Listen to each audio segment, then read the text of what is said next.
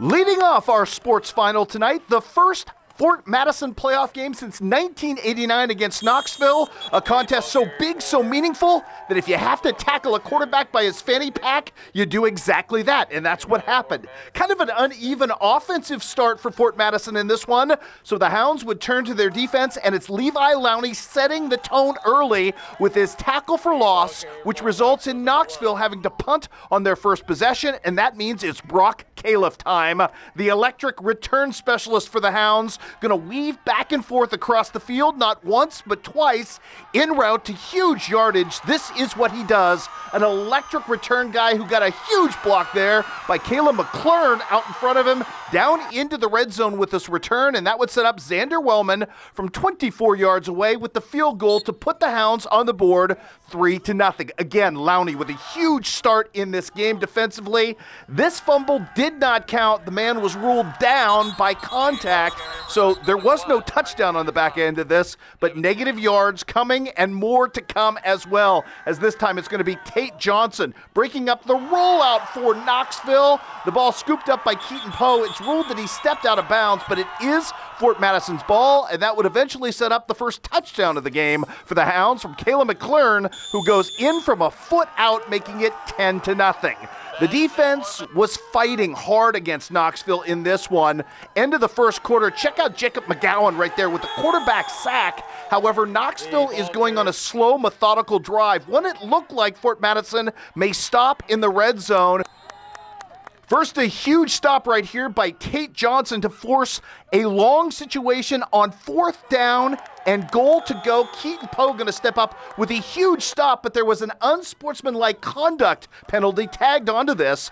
An automatic first down, and Knoxville would cut the lead 10-7 on a short touchdown. Meanwhile, the defense still beasting right here. Keaton Poe going to end the next possession for Knoxville in another punt. Great stop for the outstanding linebacker, and that would set up this, the Landis Williams show. Your quarterback is not supposed to be trucking linebackers, but not only did Lando do this, Landis Williams going back to work, carrying the entirety of the Knoxville defensive line on his back. You want to talk about leg strength? That's really good. And then it's Williams to the air to Brock Califf for a 12-yard touchdown strike. Eventually, Fort Madison puts this thing away with a big second-half flourish, winning 45-7. They will advance on to the Pod Championship next Friday against Grinnell.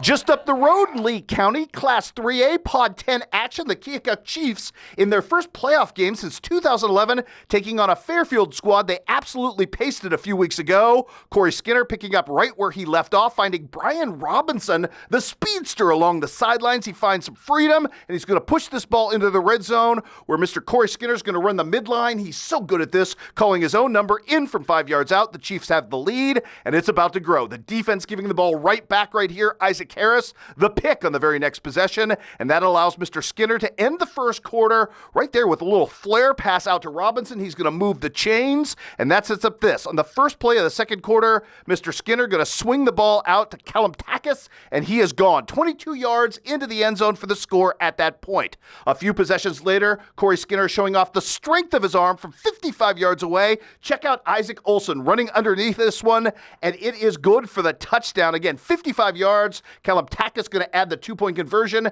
after Skinner rolls out and finds him. The very next possession, Fairfield has revenge on their mind, but Anthony Potratz has sensational 7 on his. This pick 6 is made even better by the move and the stiff arm at the back end of this thing. And to add insult to injury in the very next possession, Fairfield's quarterback going to get absolutely destroyed between a couple of Chief defenders. The ball is going to pop loose, and again, Keokuk ball. They'll go back to work with it. 3 plays later, Mr. Skinner, he's going to call his own number yet again, weave through the defense, and he's off to the house. A 2-point conversion by Anthony Potratz helps cap things. The Chiefs win 55-8. They advance to take on Washington on the road, a huge task, but get the win and stay alive. Does Keokuk. Congratulations to Josh Roberts' team as well. Unfortunately, some bad news in Class 2A as Central Lee's winless season ends that way. They're ousted tonight at Mid-Prairie of Wellman.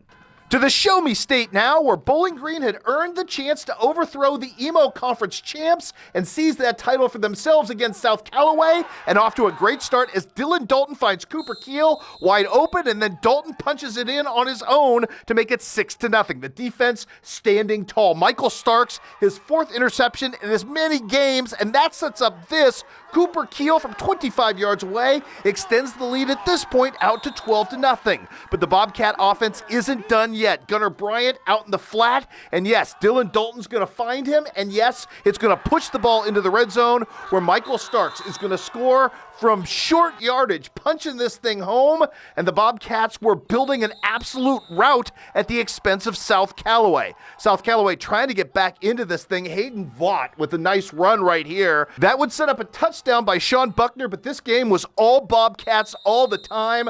How about Owen Niemeyer capping off a victorious night for Joe Chin and company as they win the Emo Crown and do so in a lopsided affair, 55-14.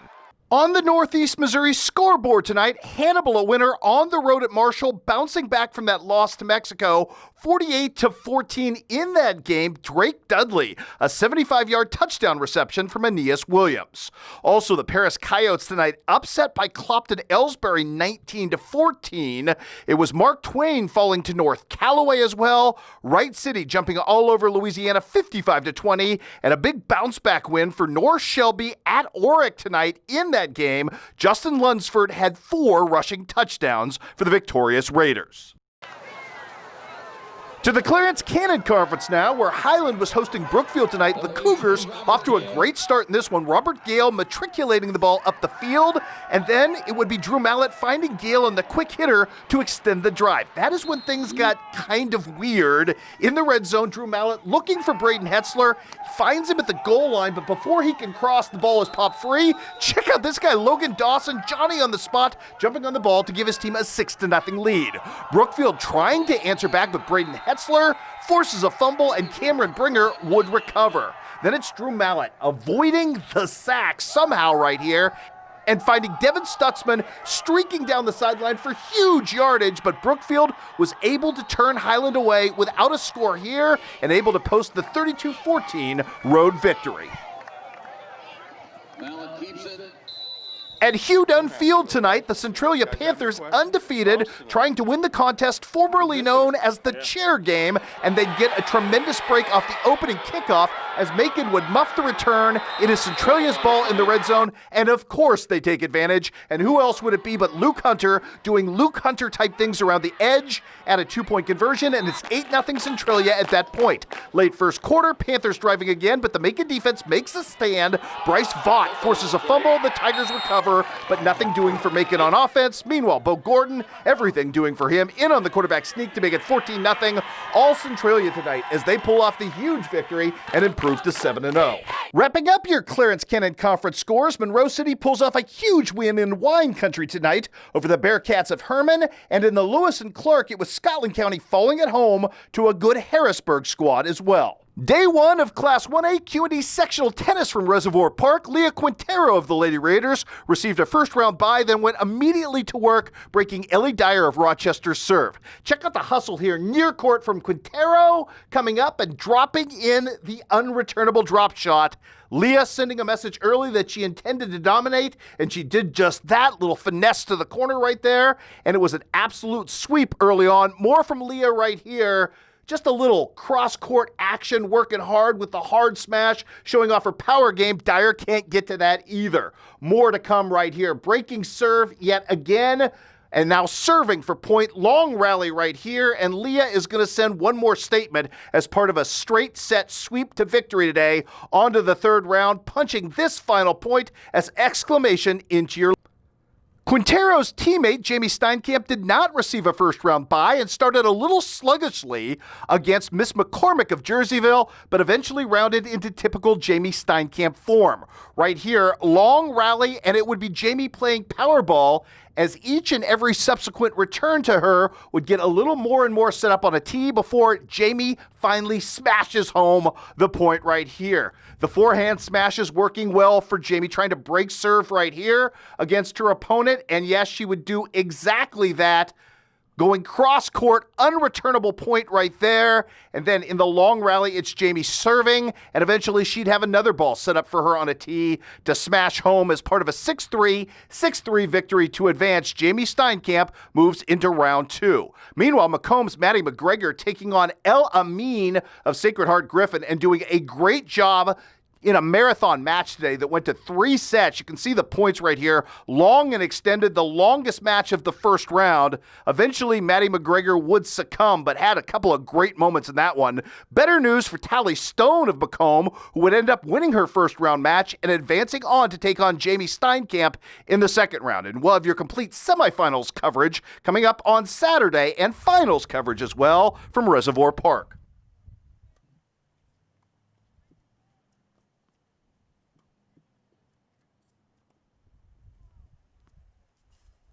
We had area cross country at South Park in Macomb today, and in his final race of the regular season, West Hancock phenom Miles Shepard came in vowing to break the course record, which sat previously at 15:03. Miles shattered it today. Look at the finish on him.